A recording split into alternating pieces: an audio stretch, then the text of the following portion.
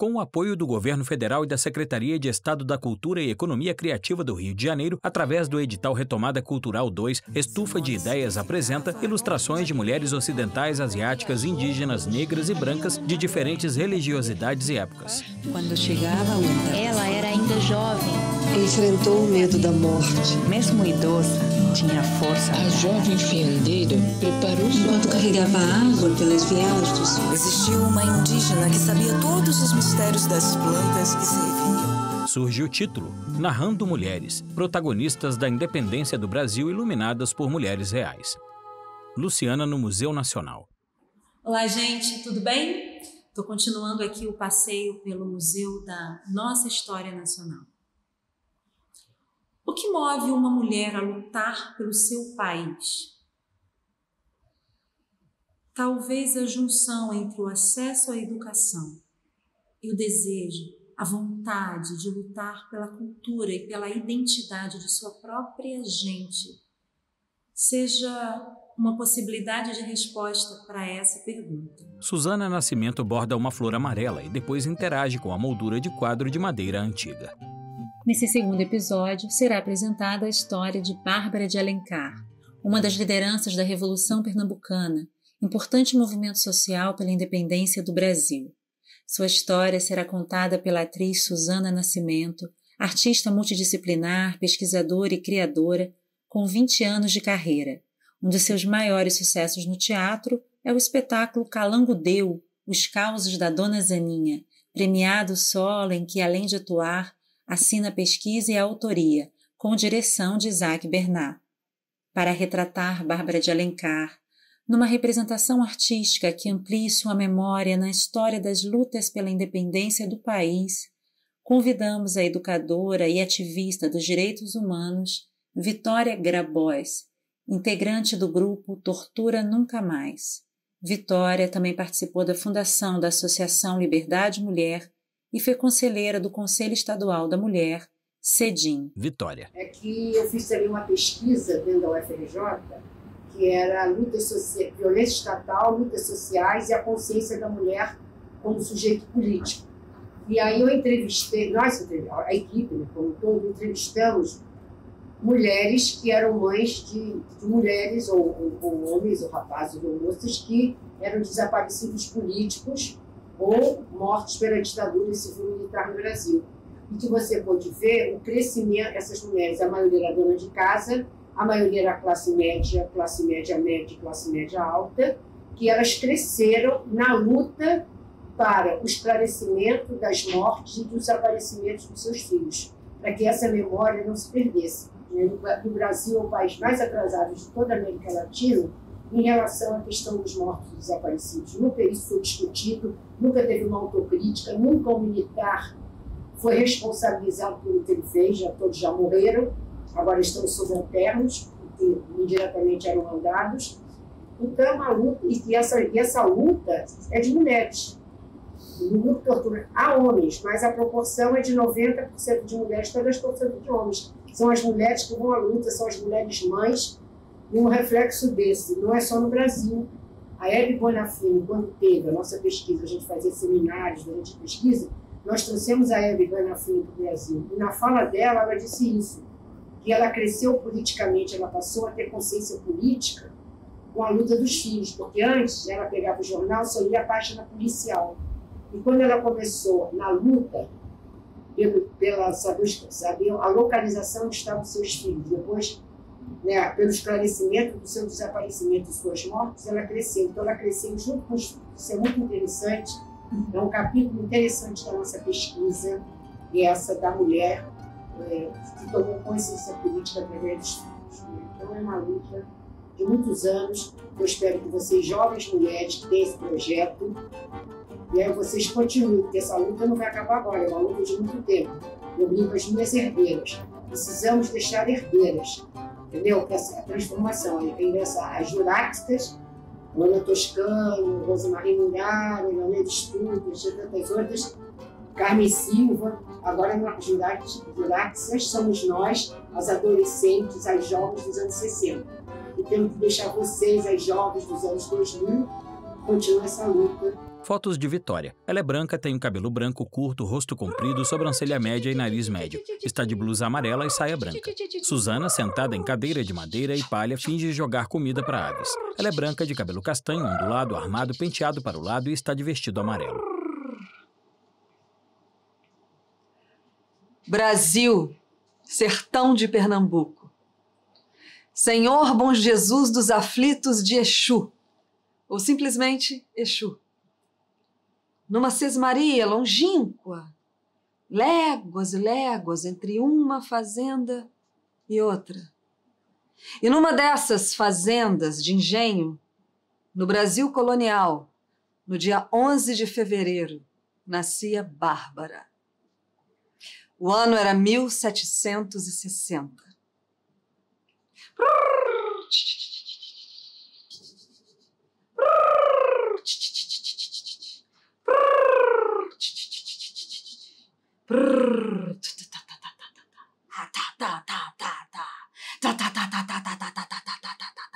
Nos encara. Brasil, Pernambuco, o ano era 1817. Ali eclodiam ideias revolucionárias contra o domínio da coroa portuguesa que estava estabelecida no Rio de Janeiro. Fotos de Vitória com galhos secos.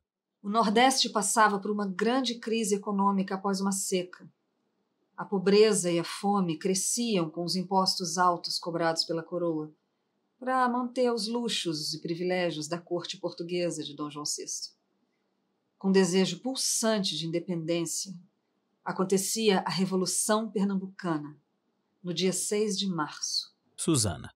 Pois é. O clima estava tenso ali pelas vilas dos estados nordestinos em formação. Além da tensão, tinha secura. Era falta de água na terra, era falta de paciência nos ânimos. As discussões acaloradas eram entrecortadas pelo medo da vigilância dos informantes da coroa portuguesa. Imagina, se entre homens já era arriscado falar palavras como independência, liberdade em plena luz do dia, para mulheres, nem sussurro se permitia isso. O medo da violência contra os filhos, da viuvez, eram fantasmas que sopravam maus agouros nos ares familiares. Mas nós estamos falando de gente de fibra do sertão, e como toda regra tem exceção, havia mulheres que não aceitavam viver sob esse teto de submissão, e muito menos serem tratadas como bibelôs, com seus vestidos rodados, lindos, protegidas por casarios, decorados, dando ordem a criados, submissas ao marido, pensando que a vida era só boa, colorida. Não. Havia mulheres que, por ter formação e pensamento próprio, elas queriam ir além dos limites da sua casa, dos afazeres domésticos. Elas queriam participar de questões maiores. Mesmo como grandes damas da sociedade que organizavam almoços, quermesses, elas também queriam estar à frente dos debates sobre política. E entre elas, Bárbara Pereira de Alencar, filha de Teodora e Joaquim, aquela que nasceu lá em 1760. Ela aborda a flor. Em 1760. Mas em 1817, Bárbara estava muito atenta aos acontecimentos. Foto de Vitória com um pano bordado, segurando o livro aberto com um chale amarelo sobre os ombros em cenário com tecido em tons terrosos e os galhos secos. Suzana. Casar? Casou. Casou. Mas foi do jeito que ela quis. Ela, ainda adolescente, havia se mudado com a família para a Vila do Crato, que fica ali na região do Cariri. O Cariri é uma região que fica entre Ceará e Pernambuco. E tem esse nome porque ali havia sido a terra do povo indígena dos Cariris, um povo guerreiro, mas que foi expulso pela colonização portuguesa. Não sem resistirem muito, não sem lutar. Ou seja, a terra por ali já era quente há muito tempo. Mas voltando ao casamento da Bárbara, aos 22 anos, lá no Crato, ela conheceu um comerciante português, José Gonçalves dos Santos, dono de uma loja de tecidos. Dizem que foi ela que pediu a mão dele em casamento. A cara dela fazer isso, né? E teve gente que achou que aquilo era coisa de depravada, de sem juízo. Mas mulher com estudo é assim mesmo. Aprende a ter liberdade, aprende a fazer escolhas. E as escolhas da Bárbara, pelo jeito, eram sempre muito recheadas de paixão. Por que não dizer tesão, né? Porque o casal fez uma família numerosa. 5 filhos. Joaquina Maria, João Gonçalves, Carlos José, José Martiniano de Alencar, Tristão Gonçalves de Alencar. Vem aqui. Foto de Vitória segurando o livro, nos olhando altiva. Primeiro com leve e depois com largo sorriso. Sentada na cadeira de madeira e palha. Suzana. Uma linhagem que faria história anos depois. Bom, nós sabemos que nem todas as mulheres que tinham muitos filhos na época eram tão apaixonadas assim. Não só na época, né? Até pessoas de nossa família. A gente sabe que muitas mulheres que engravidaram de muitos filhos, muitas vezes eram na obrigação de servir ao marido, com gosto ou desgosto. Não importava. Mas com Bárbara, parece que era diferente, realmente. Porque Bárbara era uma mulher de paixão. Palavra que rima com opinião, que a levou a fazer escolhas. Ora amorosas, ora perigosas. As fotos de Vitória com o livro. Bárbara foi uma mulher que teve a oportunidade de estudar. E desde cedo sempre foi de muita opinião. Nas fotos como Bárbara, Vitória está com vestido longo amarelo, cinto, o chale, de brincos, colar e maquiagem leve. Suzana. Dona Bárbara, como até hoje é conhecida no Ceará, se viu viúva aos 49 anos, com seus 5 filhos. E se tornou uma matriarca sertaneja, como tantas outras no Cariri. Mulheres fortes que estendem a sua governança para além das suas casas, com influência na sua comunidade, nas decisões locais. Dona Bárbara era muito influente e respeitada. E, além disso, tinha uma mente visionária. Naquele tempo em que o estudo não era valorizado, não só para mulheres, também entre os fazendeiros, ela fez questão de mandar os filhos para estudar em Olinda, Pernambuco, pela posição geográfica, a proximidade, também pela influência social e política que Pernambuco exercia sobre o Cariri. Ela sabia que o que acontecesse por lá ia acabar batendo na sua porta. E bateu. Foi assim, com os filhos trazendo notícias de Olinda, que Dona Bárbara se apaixonou mais uma vez. Mas dessa vez não para casar com um homem, para casar com um sonho. Suzana sorri e olha ao longe, pensativa. Ao fundo surge foto de Vitória com a mão no rosto, olhando ao longe com olhos brilhantes, sonhadores. Sequência de fotos de Vitória, pensativa e sonhadora, olhando ao longe. Primeiro sorrindo, depois séria. Suzana acaricia o encosto da cadeira. Olinda foi durante muito tempo o importante centro comercial da coroa.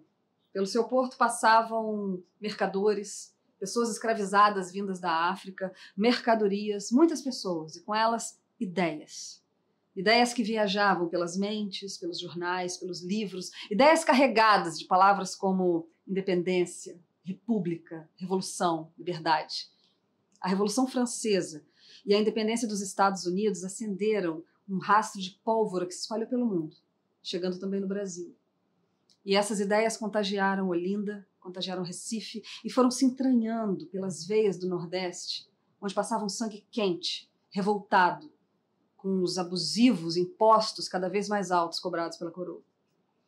E os filhos de Bárbara estiveram em contato com a Revolução principalmente por um professor, o padre Manuel Arruda Câmara, um dos únicos que defendia também a igualdade de oportunidade para pessoas negras. Somente ele se lembrou de dizer que a independência não era o único sonho de liberdade que pairava sobre o Brasil. Era preciso fazer, e já com atraso, a abolição.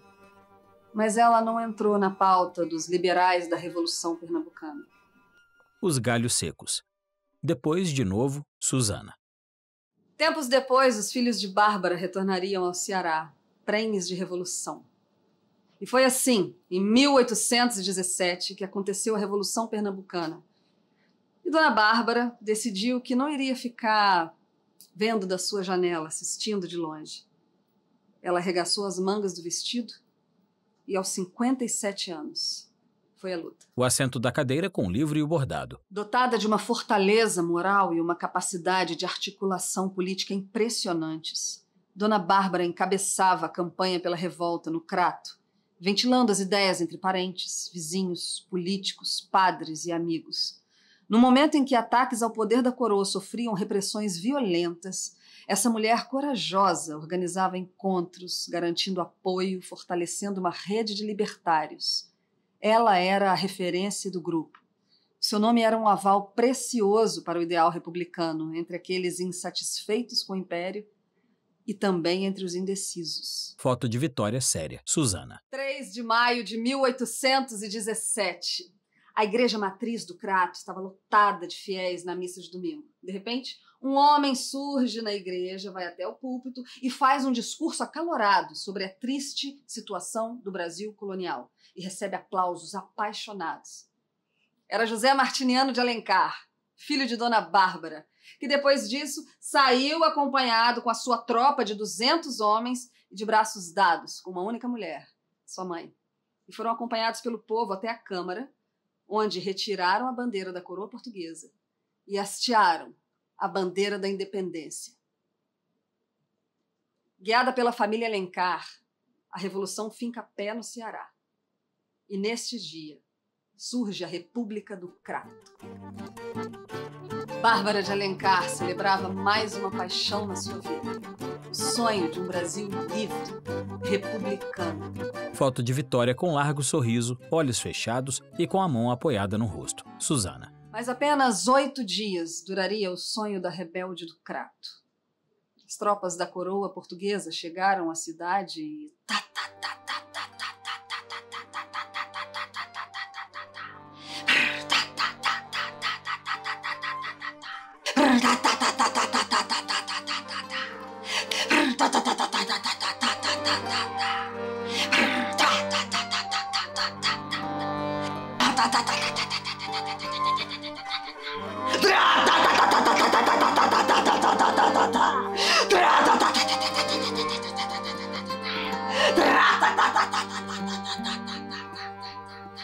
Suzana nos olha séria. Fotos de Vitória com os galhos secos.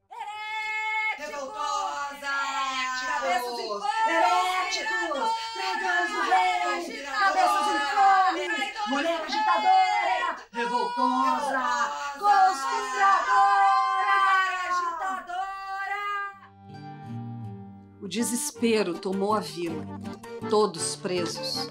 Bárbara ainda teve sangue frio para queimar registros que incriminavam sua família, seus amigos, moradores, mas, após alguns dias, a matriarca da Revolução era algemada, aos 57 anos.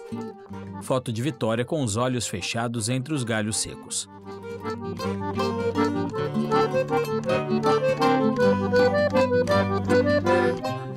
Suzana, sentada na cadeira, nos olha. A primeira mulher presa política do Brasil.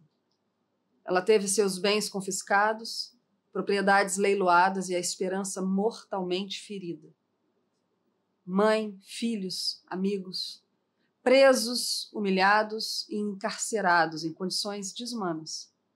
Depois foram transferidos à prisão de Fortaleza, acorrentados em lombos de animais, humilhados em praça pública, em cada vilarejo por onde passavam, de modo exemplar, para que ninguém duvidasse do poder do rei.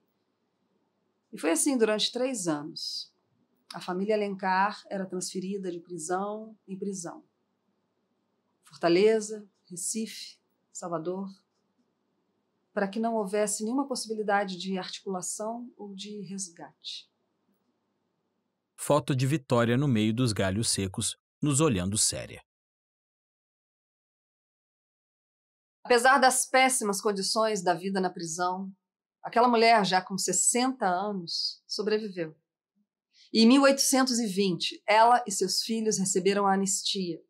E quando saíram, encontraram o Brasil já mais próximo da independência, que chegaria 2 anos depois, em 7 de setembro de 1822. Mas se vocês pensam que ela se recolheu na sombra de um asilo, com vergonha do seu passado no cárcere, estão muito enganados.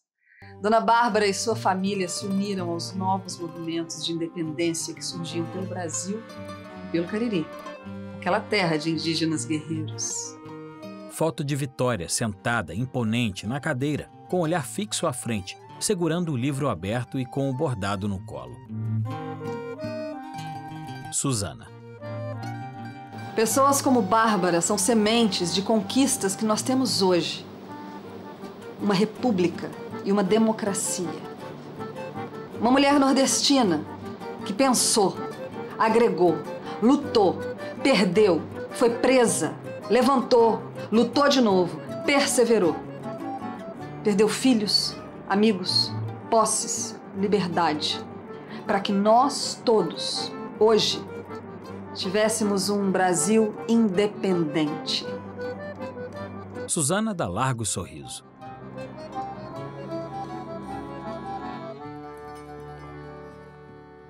A tela escurece. Agora Vitória está dentro da moldura de madeira, ainda como Bárbara de Alencar, séria, de cabeça erguida, nos olhando.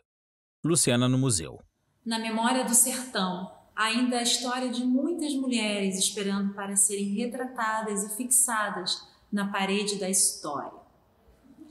Bem, enquanto vocês esperam o próximo episódio, vocês podem acompanhar todo o ensaio fotográfico que foi feito com a ativista Vitória Grabois e que está lá exposto no Instagram do Narrando Mulheres. Bom, até o próximo EP. Luciana sorri e acena tchau.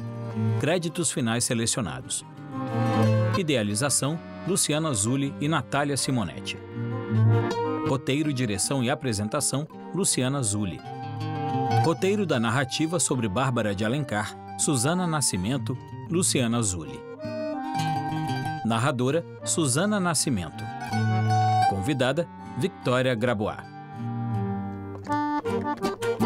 Direção de arte, Bruno Perlato. Fotografia, Maria Paula Freire.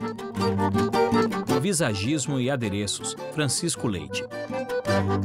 Trilha sonora original, Rodrigo Ferreiro. Edição, Renato Marques, Luciana Zulli. Assistente de direção, Renato Marques. Pesquisa histórica, Fabiana Melo Souza. Agradecimentos, equipe do Museu Histórico Nacional. Produção, Luciana Zulli e Natália Simonetti. Realização, Estufa de Ideias, Magalona Produções. Patrocínio, Secretaria de Cultura e Economia Criativa, Governo do Estado, Rio de Janeiro.